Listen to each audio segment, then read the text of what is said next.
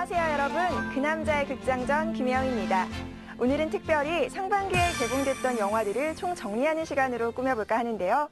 먼저 오늘 이야기 함께 나눌 두 분, 사무엘 작가님과 김태훈 감독님 모셨습니다. 안녕하세요. 네, 안녕하세요. 네, 2012년 상반기에는 영화 관객 수가 무려 4,400만 명으로 사상 최대를 기록했다고 합니다. 그만큼 흥행된 영화도 많았는데요. 올 극장가가 이렇게 호황을 누릴 수 있었던 이유는 어디에 있을까요?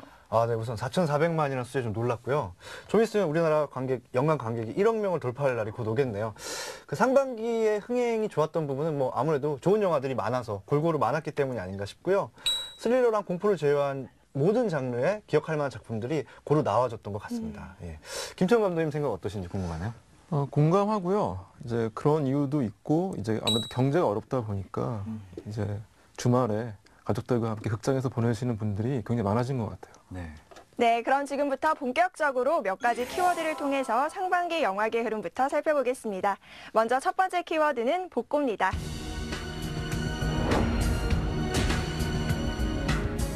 네, 올 상반기에는 과거 향수를 자극했던 영화들이 굉장히 큰 인기를 누렸어요. 건축학개론이나 범죄와의 전쟁 등이 있었는데요. 이렇게 복고 코드가 영화 흥행에는 어떤 요인으로 작용했을까요? 저는 개인적으로 복고 코드가 흥행에 작용했다기보다는 흥행이 됐기 때문에 복고 코드가 더 주목을 받지 않나 이런 생각을 하고요. 사실 후궁 같은 경우에 조선시대 얘기인데 그 시대를 가지고 사람들이 많이 얘기하고 이러진 않잖아요. 그래서 그냥 그 드라마에 맞는 시대를 설정해서 그게 드라마가 잘 나왔기 때문에 사람들이 그 시절의 노래나 그 시절의 문화에 대해서 다시 얘기하는 것이 아닌가 이런 생각이 들고요. 최근 들어서는 이제 90년대를 이렇게 주목하는 영화들이 많이 나와서 90년대 대학을 다닌 사람으로서는 상당히 재밌고 좋은 영화들이 많았던 것 같아요. 오히려 과거의 것들이 요즘에 신세대들한테 신선하게 다가올 부분이 있는 것 같아요. 네, 그런데 사실 복고 영화라고 해서 다 흥행에 성공한 건 아니었잖아요. 사실 무엇보다도 젊은 세대들에게 어필하기가 힘들다는 점이 가장 큰 단점이 아닐까 싶은데요. 두 분은 이 부분에 대해서 어떻게 보세요? 김태훈 감독님 어떻게 생각하세요? 저는 오히려 방금 말씀드린 것처럼 오히려 많은 신선하게 다가오지 않았나 젊은 세대들한테. 그러니까 예를 들면은 그 건축학개론 같은 영화에서 이제 컴퓨터를 가지고 얘기하는 장면이 있잖아요. 새로 사신 거예요? 펜티엄에 하드 1기가? 1기가요? 그럼 1000메가... 와, 1000메가면 평생 써도 다 못 쓰겠다. 근데 1기가 내 하드디스크가 1기가야 이제 자랑하는 장면이 있는데 언제 다치고 막 이 정도면 평생 쓸 수 있을 거라고 말하는 그런 부분들이 오히려 신선하고 재밌게 다가오지 않았나. 네, 저도 신선하고 재밌게 봤었는데요. 복고 열풍 영화계에 계속 일까요, 아마? 저는 그 영향까지 올 것 같진 않아요. 그러니까 이제 그거는 몇몇 영화들이 흥행했기 때문에 이제 복고 영향이 있을 거라는 생각도 들지만 그보다 영화 자체가 더 중요한 것 같아요. 어떤 코드보다는. 저도 그 말씀은 공감하고요. 근데 요즘 그 주요 관객들 층을 분석해 보면 20대 초중반이 이제 헤비 유저였는데 메인 관객이었는데 이제 30, 40대가 20대 못지않게 영화를 본다 그래요. 그래서 그렇다면 하반기에도 아니면 내년 상반기까지는 30, 40대를 겨냥한 영화들이 좀 잘 되지 않을까 이런 생각도 좀 있습니다. 복고 열풍이 계속 될 것 같다는 말씀이시죠? 네, 그럼 다음 키워드 살펴보도록 하겠습니다. 올 상반기 영화계 두 번째 키워드는 노출입니다.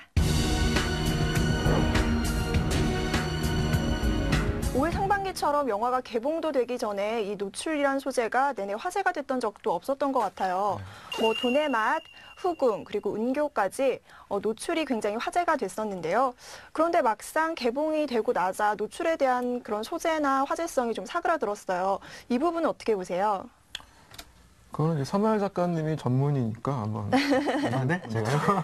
전문이신가요? 잘 모르겠는데 저는 그냥 제 개인적인 생각으로는 그 개봉한 영화들이 마케팅은 노출에 아무래도 기사나 이런 것들이 초점을 맞췄지만 실제 영화는 노출을 전면에 내세운 영화들이 아니라 영화, 드라마, 전개에 걸맞는 그 필요한 만큼의 노출을 했기 때문에 사람들이 이제 노출에 관심을 갖고 그 영화를 알게 돼서 영화를 보러 갔지만 그 영화의 드라마 전체적으로 받아들이고 그래서 이제 노출이 많이 화제가 안 됐던 것 같고요. 그리고 노출하신 이제 용기 있게 노출하신 여배우들도 그 드라마에 맞는 아주 적절한 장면들이었기 때문에 또 그런 결정을 하지 않으셨나 그런 생각도 듭니다. 저는 이제 약간 다른 측면에서 보자면은 사실은 이제 매체가 너무 많아졌잖아요. 지금은 그렇죠. 이제 과거에 비해서 뭐 케이블이라든지 인터넷이라든지 그런 매체를 통해서 너무나 많은 노출들 사실 보고 있어요. 저희가 영화에서뿐만 아니라.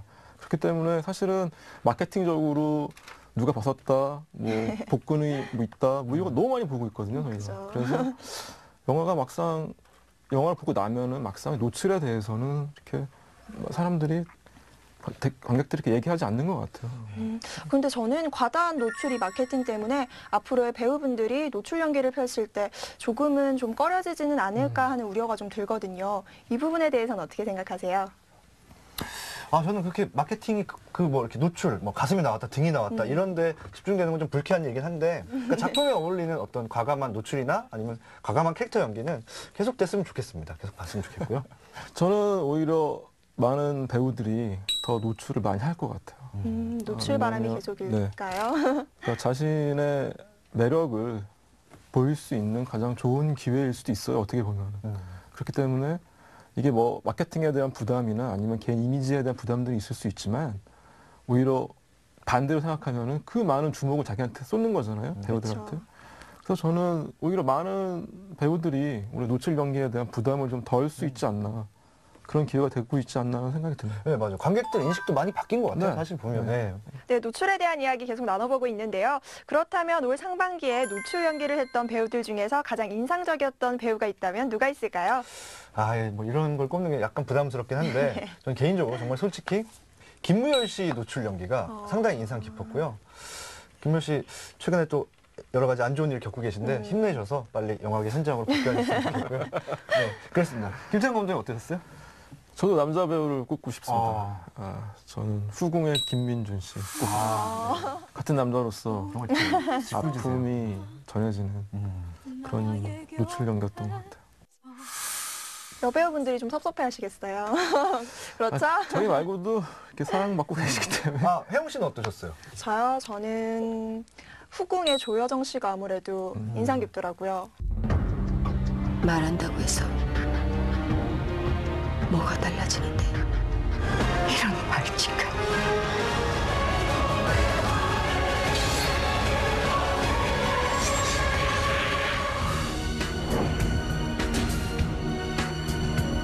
세 번째 키워드는 멀티캐스팅입니다. 상반기 최고의 흥행작이었던 어벤져스도 그렇고 또 한국 영화계의 최고의 흥행작이었던 범죄와의 전쟁도 모두 멀티캐스팅으로 이루어진 영화인데요. 이 두 영화 모두 폭발적인 흥행 요인에는 어떤 게 있을까요? 아, 네. 무엇보다 먼저 그 작품에서 한두 명 정도 만나볼 수 있는 주연 배우들을 모아서 예, 같은 가격에 볼 수 있다는 뭐 점이 있을 것 같고요. 그러니까 우리가 잘 아는 배우들이 맡았을 때 그 인물들 여러 인물들에 빨리 몰입할 수 있고 구분할 수 있고 갈등에 빨리 진입할 수 있다. 뭐 그런 효과가 있는 것 같아요. 그래서 주인공이 많은 영화라던가 플롯이 복잡한 영화는 이런 스타 캐스팅으로 이야기에 좀 도움을 받을 수 있는 게 아닌가 이런 생각이 들고요. 저는 개인적으로 범죄와의 전쟁은 멀티 캐스팅인지 잘 모르겠고 어벤져스는 정말 최고의 멀티 캐스팅 영화가 아니었나 이런 생각이 듭니다. 멀티캐스팅 영화의 전통들이 또 있어요. 네. 뭐 과거의 서부 영화를 보면 황야의 7인이라든지 이제 거대한 적을 무찌르기 위해서 주인공이 여러 명의 이제 동료들을 얻는 과정. 그렇죠, 그렇죠. 오션스 시리즈. 11이라든지 그런 영화들이 저는 엔터테인먼트의 거의 극강이라고 볼 수 있겠죠. 그런 영화들. 그럼 두 영화에서 이 멀티캐스팅이 흥행에는 별로 요인이 되지 않았을까요?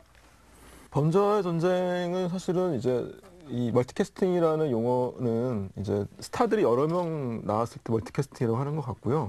이제 범죄의 전쟁은 하정우와 최민식 투탑 배우가 나왔던 이제 투탑의 영화라고 분류할 수 있을 것 같고 아무래도 이런 영화들의 특징은 불꽃 튀는 연기 대결인 것 같아요.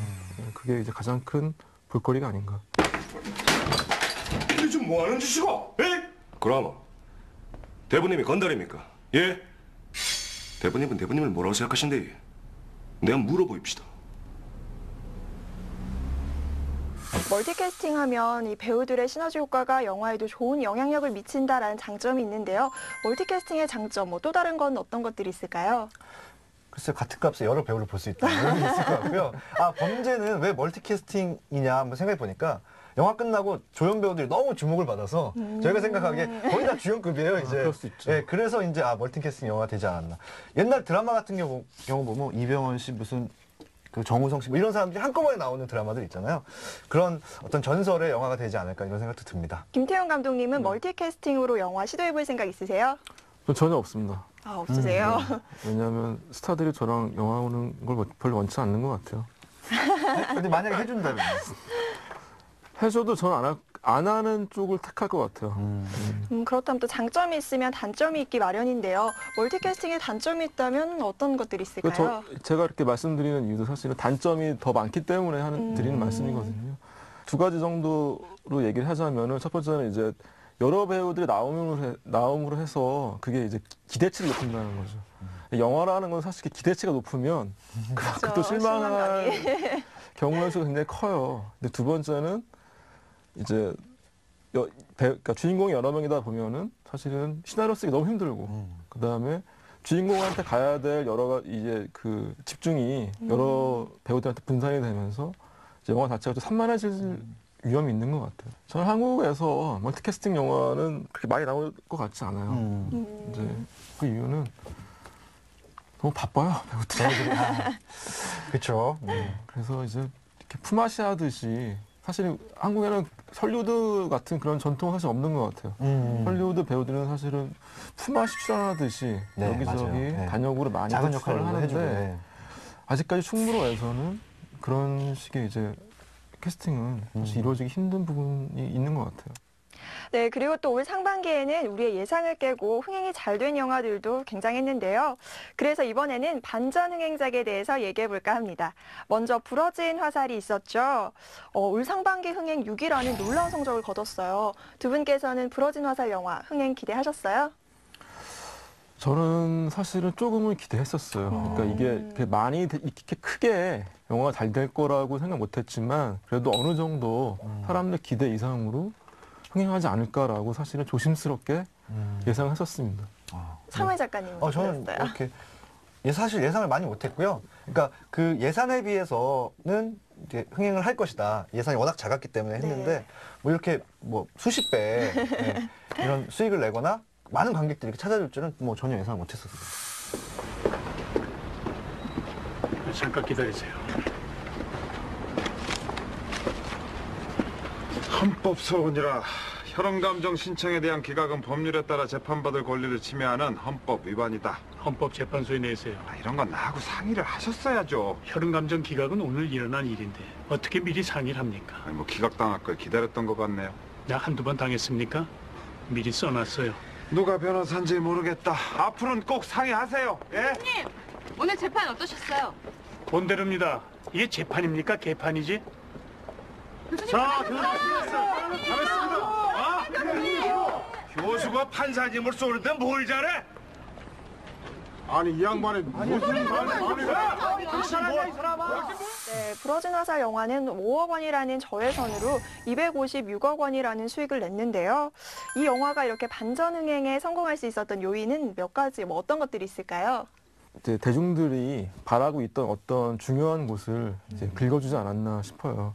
예를 들어서 지금 방송사 공중파가 파업하고 있는 것도 있고 그러면서 시사 프로도 많이 없어지고 이러면서 이제 어떤 사회적 비판적인 그런 컨텐츠들이 많이 없어졌어요, 사실은. 어떤 사회적 분위기에 의해서. 근데 그 진공 상태를 채워줬던 것이 영화밖에 없다는 것이었고 거기를 파고 들어간 게 바로 이 부러진 화살이 아니었나 싶거든요. 그래서 요즘에 관객들 또는 대중들이 가장 원하는 느낌은 어떤 분노의 느낌들이 있어요. 그러니까 사회적인 분위기가 이렇게 좀 경직됐다고 할까? 그러면서 부러진 화살이 이제 대중들이 표출하고 싶었던 어떤 분노적인 것들을 건드려서 흥행한 것이 아닌가 그렇게 생각합니다. 예. 최근에는 내 안의 모든 것이 반전 흥행작으로 또 이름을 올리고 있는데요. 어떻게 내 안의 모든 것은 흥행 예상하셨어요? 네, 저도 뭐 예상했습니다. 근데 이렇게 잘 될 줄은 몰랐어요. 그러니까 보통 로맨틱 코미디가 200만이 상한선이라고 보통 얘기를 하는데 그 이후는 이제 트렌드가 되거나 여러 가지 사회 현상이 되어야 가능한 일인 것 같고 다른 배급 뭐 환경도 따라줘야 되고요. 근데 영화 자체는 충분히 관객들의 사랑을 받을 만한 아주 예쁘고 귀여운 사랑스러운 작품이었다는 생각이 들고요. 이 정도 흥행은 뭐 신이 주신 보너스 이런 생각이 듭니다. 네. 김태형 감독님 어떠세요? 저는 충무로에 있으면서 그 시나리오가 굉장히 훌륭한 시나리오다, 재밌다라는 얘기 굉장히 많이 들었었어요. 그래서 그것도 역시 어느 정도는 하겠구나, 흥행은 했는데 이렇게까지 잘 될 줄 몰랐고, 그건 역시 어떤 캐릭터의 힘이 있지 않았나. 그러니까 언제나 이런 흥행의 요소는 예상하지 못한 데서 나오거든요. 근데 이제 예상치 못했던 연기를 한 유승용 씨의 공이 크지 않았나. 네, 흥행 요인으로 캐릭터를 꼽아주셨는데요. 사무엘 작가님은 그럼 내 안의 모든 것 흥행 요인 어떤 걸로 보셨어요? 네, 뭐 저도 그런 부분이었던 것 같고요. 기본적으로 이성균 씨, 임수정 씨 커플이 기본 베이스를 잘 잡아주고요. 거기에 이제 유승용 씨가 정말 탁월한 캐릭터 연기를 보여주셔서 사실 시사 보고 오신 분들은 다 유승용 씨 얘기만 하더라고요. 그래서 저도 되게 궁금했고 가서 너무 재밌다, 즐겁다 뭐 그랬고, 그것이 뭐 가장 큰 흥행 요인이 아니었을까 싶고, 또 하나는 그러면서도 마지막에 이렇게 이야기가 많이 계속 떠 있지 않고 마지막에 이제 관객들이 원하는 부분들, 부부간의 어떤 그런 부분들에 대해서 잘 정서적으로 마무리해줘서 관객들이 만족감을 크게 느끼는 것이 아닌가 이런 생각이 듭니다. 네, 저도 아직 결혼은 안 했지만 굉장히 재밌게 보고 연애에도 충분히 대입할 만한 그런 소재들이 있더라고요. 근데 또 그런 반면에 우리의 기대를 저버리고 흥행에 실패한 작품들도 있었는데요. 장윤현 감독님이 오랜만에 연출했던 영화 가비는 관객 수가 27만에 그쳤고요. 또 명품 연기를 선보이는 김병미 씨는 페이스메이커라는 작품으로 46만 명의 관객을 동원했습니다. 이 두 작품이 이렇게 실패하게 된 요인은 무엇일까요? 46만 명이면 실패한 건가요? 괜찮은 것 같은데요? 괜찮은 거예요? 뭐. 손해 분기점은 넘었을까요? 저도 비슷한 스코어를 했기 때문에 저 실패라고 생각해요. 저도 그런 영화가 있고. 근데 그 장윤현 감독 가비는 사실은 27만 정도 선방했다고 봅니다. 저는 개인적으로. 그래요? 예, 독설인가요? 아닙니다. 네. 네, 그렇다면 이제 두 분이 저 얘기하잖아요. 아, 죄송해요. 가비 있잖아요. 끝나신 줄 알았어요. 계속 말씀해 주세요. 가비는 27만 정도면 마케팅 힘이다. 저 정도면. 영화는 그런가요? 사실 좀 이렇게 뭐 장윤현 감독이 개인적으로 좋아하지만, 팬으로 좋아하지만, 개인적으로 모릅니다. 팬으로 좋아하지만 가비는 아니었다 이런 생각이 들고요. 페이스메이커는 제가 안 봤는데 저는 그런 생각을 합니다. 그냥 그렇게 얘기하면 김명민 씨의 어떤 몸을 혹사하는 연기에 이제 관객들이 좀 지겨운 것 같아요. 저는 안타깝더라고요. 살 빼고 이렇게 뭐 못 만들고 이거는 이제 그만하셔도 되지 않을까. 예, TV로 돌아와 주십시오. 네. 네, 조금 위험한 발언이셨는데요. 그럼 연가시, 녹화가 주루해서. 네, 김영민 씨가 또 열연을 펼치는 이제 곧 개봉하는 연가시에 대해서는 어떻게 보세요? 전 관심이 없습니다.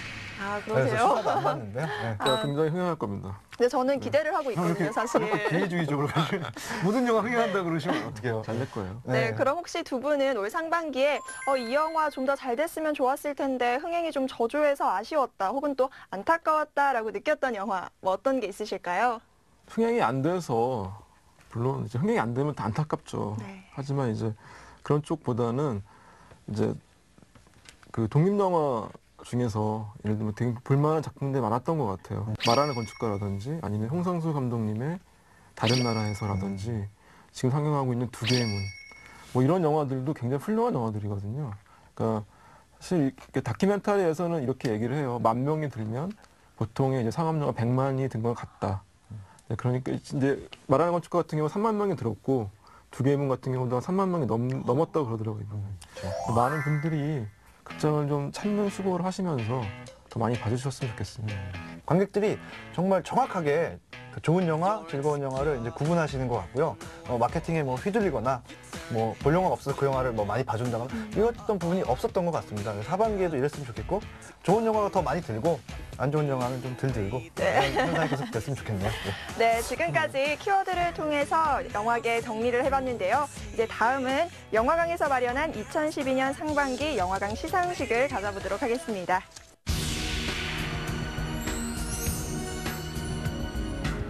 (2012) 상반기 영화강 시상식, 먼저 의외의 발견 배우상부터 뽑아볼까 하는데요.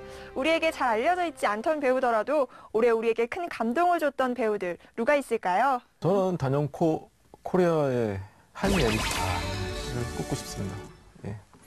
그러니까 이렇게 저한테는 굉장히 이제 충격이었는데 과연 배우인가 아니면 정말 북한에서 넘어온 탁구 선수인가. 하시는데요? 아니, 이 이 충격은 넘버 3 때 송강호 선배가 처음 등장했을 때랑 거의 비슷했어요. 아, 감독님한테는 그랬나요? 송강호 선배가 처음 넘버 3에서 조폭 역할을 맡았을 때 저 사람은 진짜 조폭인가 배우인가 네. 영화 보고 나서 토론을 했던 그런 기억이 떠올랐습니다. 맞아요. 초록 물고기에서도. 네, 그렇고, 그렇죠. 예. 아, 거의 그 정도의 어떤 사실감, 리얼한 연기 톤으로 다가왔다는 말씀. 그렇죠. 조선민주주의인민공화국 대표 선수 류순복입니다. 이기고 싶습니다.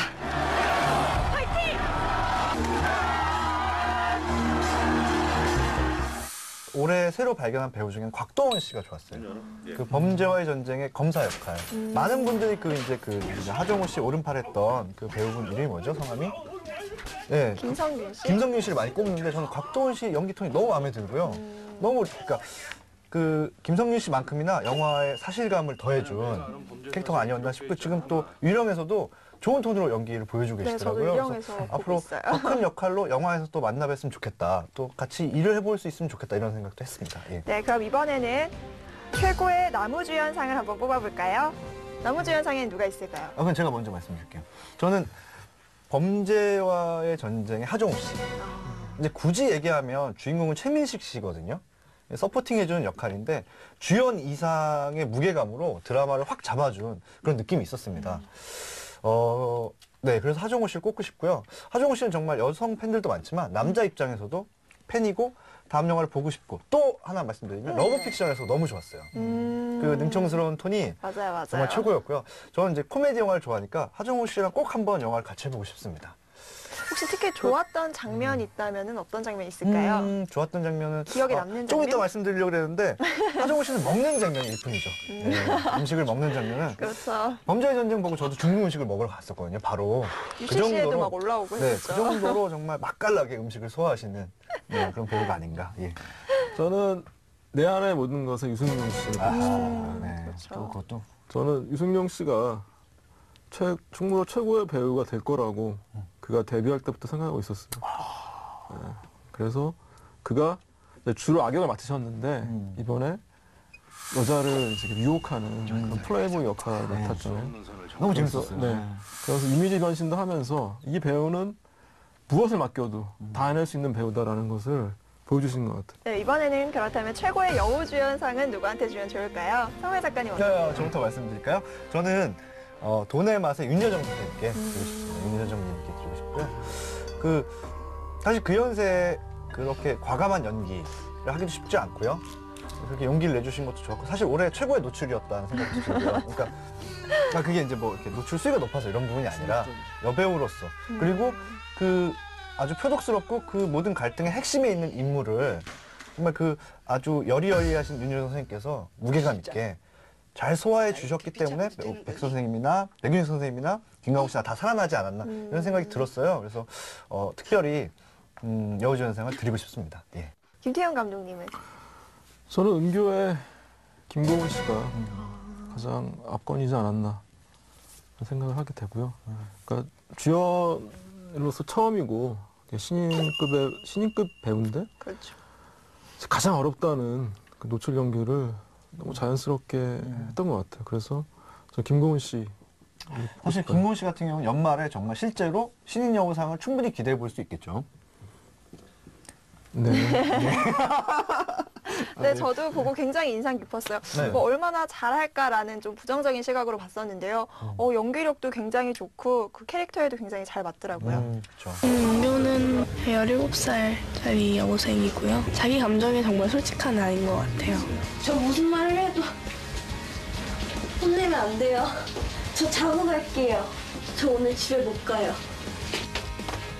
짜잔! 홈메이드 클럽 샌드위치. 맛있겠죠?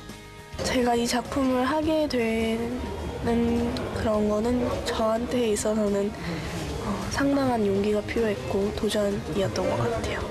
이 영화를 다 찍다니. 자, 그럼 2012 상반기 영화광 시상식 이제 최고의 작품상만 남았는데요. 우리 영화광이 이렇게 칭찬만 한다면 또 재미가 없겠죠. 그래서 영화광에서 준비한 라즈베리 시상식을 준비해봤습니다. 미국에서 개최되는 골든 라즈베리 시상식을 연상하시면 되는데요. 보기에 좀 안타까웠던 영화, 우리를 안타깝게 했던 작품들에 대해서 얘기해 보겠습니다. 먼저 최악의 여우주연상을 뽑는다면 누구를 뽑을 수 있을까요? 저는 최악의 여우주연상은 공석으로 기울이고 싶습니다. 올해 여배우들은 다, 주연들은 특히 다 선전하신 것 같아요. 네. 아니, 그게 피해가는 게 아니라 정말 그렇습니다. 남우주연상을 꼽을게요. 근데 네네. 여우주연상은 여우주연하신 분들이 다 기대 이상의 역할, 또 주어진 역할을 충분히 다 하셨던 것 같고요. 물론 제가 안 본 영화에 이상한 배우들이 있으실 수 있겠지만 제가 본 영화에서 그랬어요. 감독님. 네, 김태형 감독님은? 저는 은교의 김고은 씨를 뽑고 싶어요. 반전인데요. 제가 원래 여고생에 전혀 관심이 없었는데 은교를 보고 난 다음에 한동안 네. 자꾸 이제 혹시 은교 같은 여고생이 있을까라고 하면서 자꾸 이제 여고생들을 바라보다가 오해를 산 적이 있어서 조만간 뉴스에서 뵐 수 있겠네요.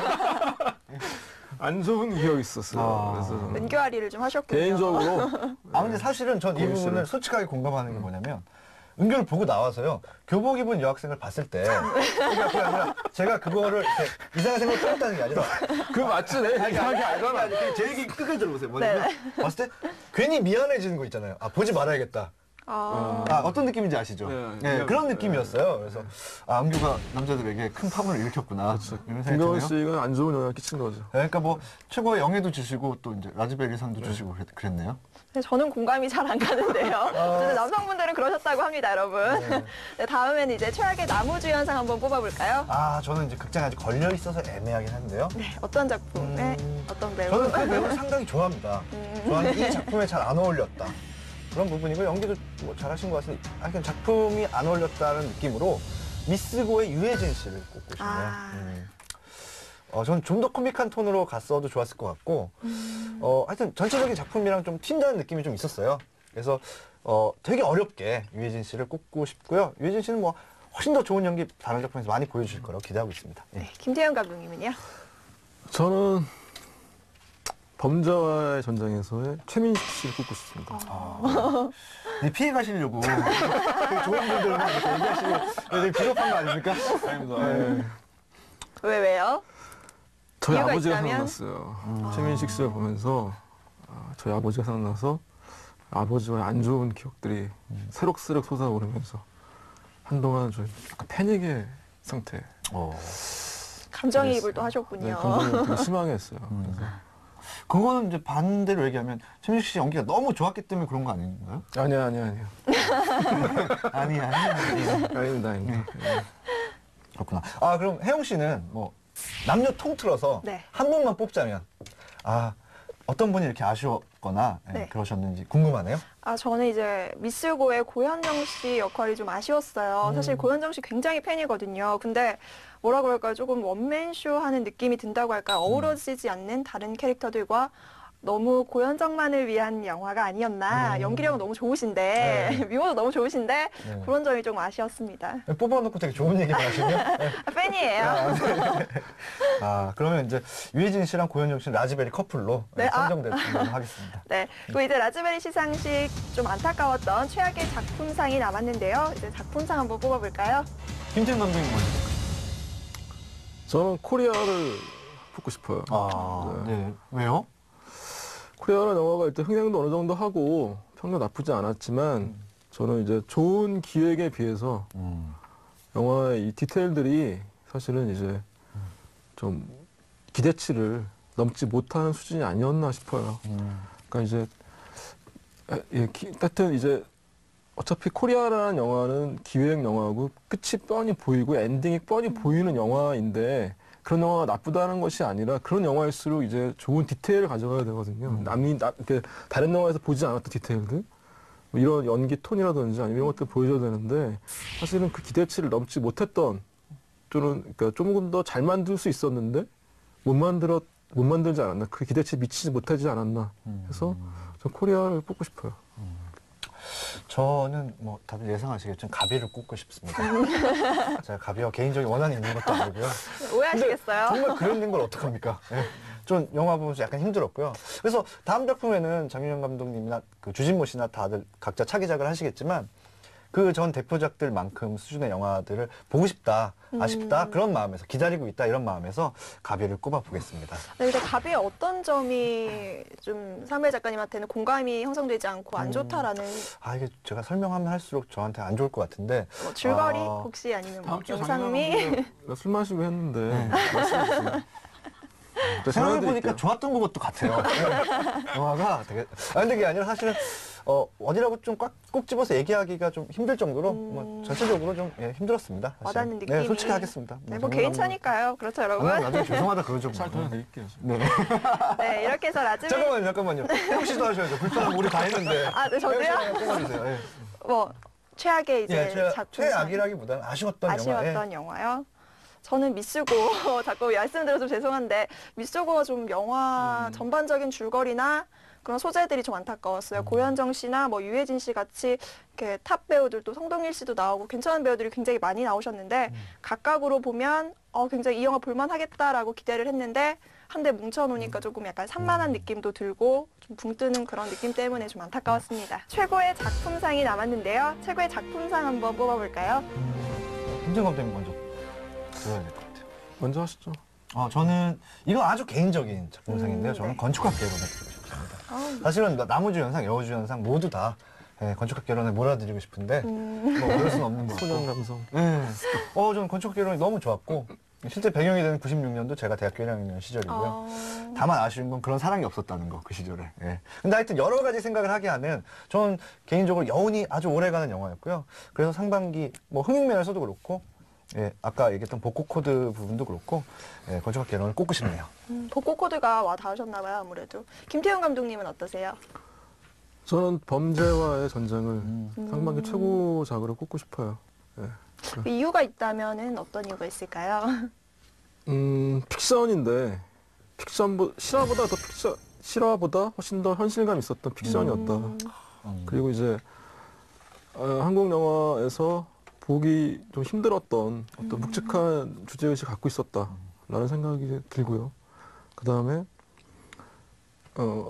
어쨌거나 이제 영화라는 것이 현실을 대변하는 것인데 이 영화는 이제 우리의 이 현실 그리고 이제 이 한국의 현대사, 이 아저씨들의 현대사를 적나라하게 보여준 게 아닌가, 보여준 영화가 아니었나. 그래서 저는 어쨌거나 최고작은 범죄와의 전쟁이었다 생각합니다. 저한테는 질문 안 해주시나요? 저도 한마디 하고 싶은데 최고의 작품상. 최고의 작품은 어떤 걸 꼽으실 거예요?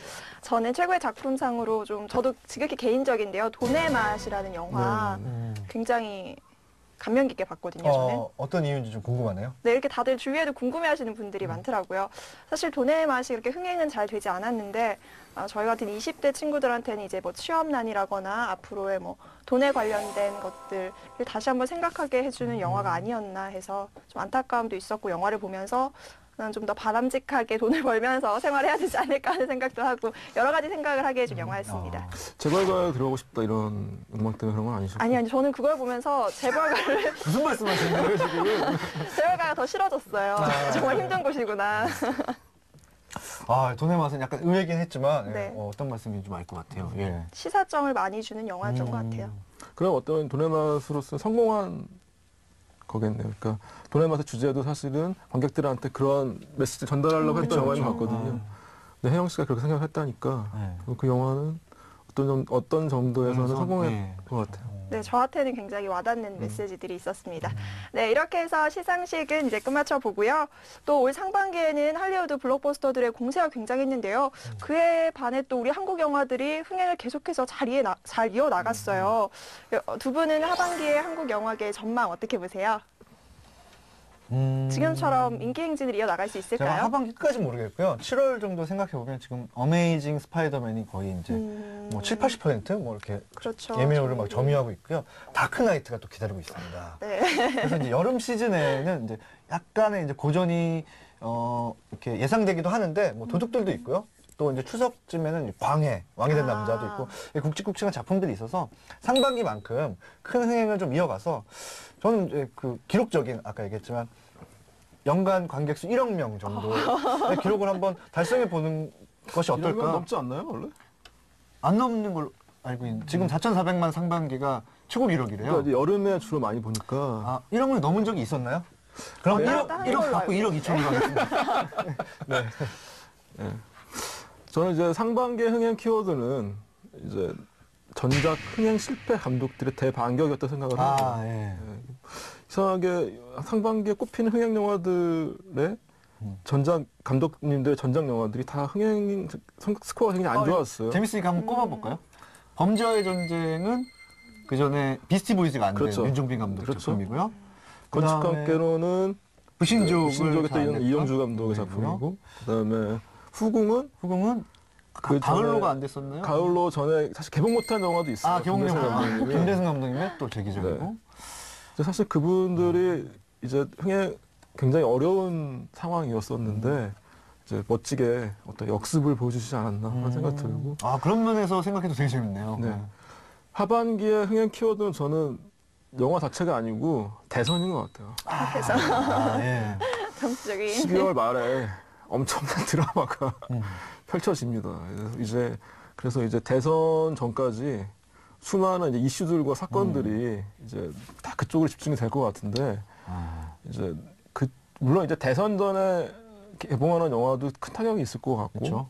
그다음에 이제 영화 자체에 쏠리는 관심 자체도 많이 희석되지 않을까. 그래서 이제 아니면 또 반대로 대선 영향을 받아서 잘 된 영화도 있을 것 같아요.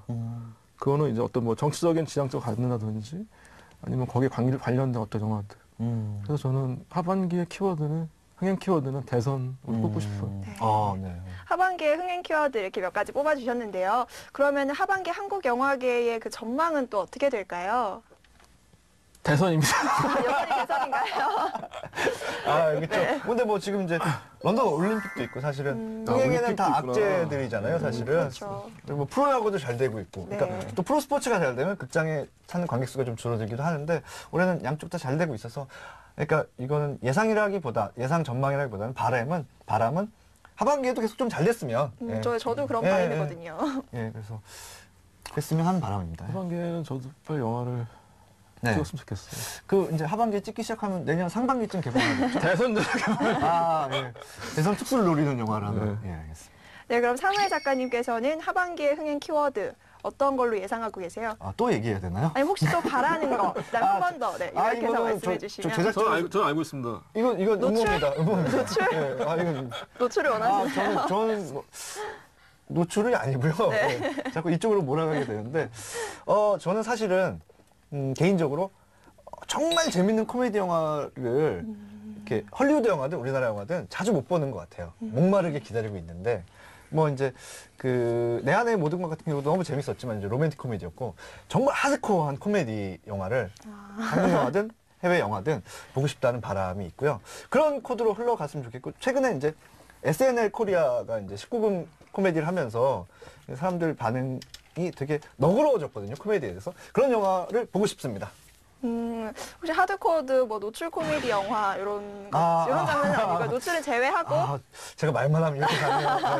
네. 그러니까 그 정말 코미디 있잖아요. 코미디. 그러니까 감동도 안 섞고, 뭐 이렇게 그래서 정말 웃음으로 승화된 영화를 말씀드린 거고요. 그리고 하드코어 노출 코미디도 뭐 나쁘진 않을 것 같네요. 네, 저도 기대해 보겠습니다. 이따가 보겠습니다. 사무엘 작가님이 또 하드코어 노출 코미디의 작품으로 저희를 만나실 수 있을지 기대를 해보겠습니다.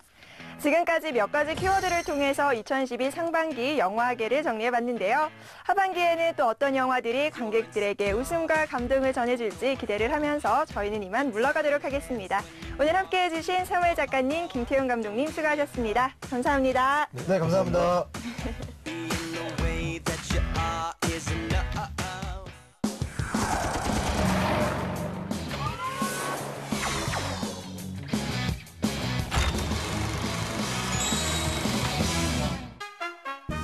아내에게 헤어지자는 말도 직접 못하는 소심남 두연.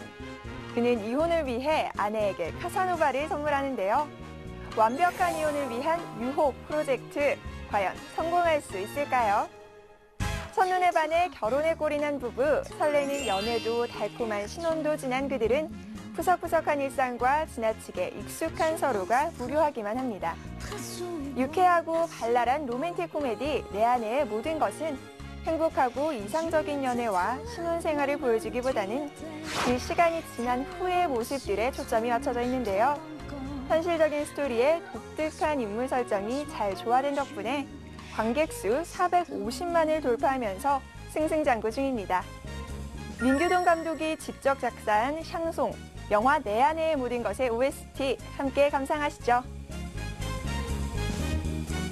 가사로 가십니까? 정말 보기와는 다르게 그런 능력을 가지고 계신 겁니까? 제 아내를 유혹해 주십시오. 제 아내를 유혹해서 제발 저 좀 떠나게 해주십시오. 제발. 예? 한번 적어 보내줘봐. 네가 알고 있는 네 아내의 모든 것.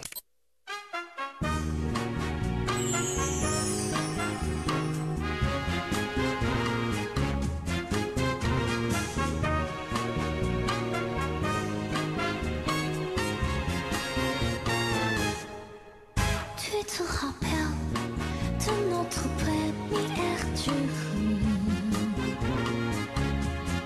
Belle, embrasse-moi comme tu il y a 7 ans.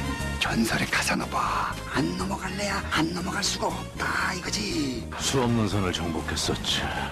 모조리. 가자 자기야. Tu te rappelles de notre 적자 드릴까요?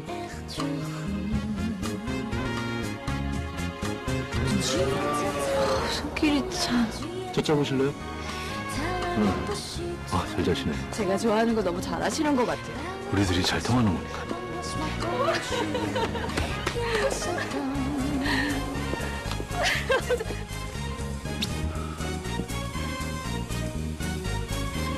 당신 때문에 내 심장이 뛰어. 네? 당신 때문에 미치겠어 하지. 이미 미쳤어. 지금 나오는 샹숑 가사야. 그래요?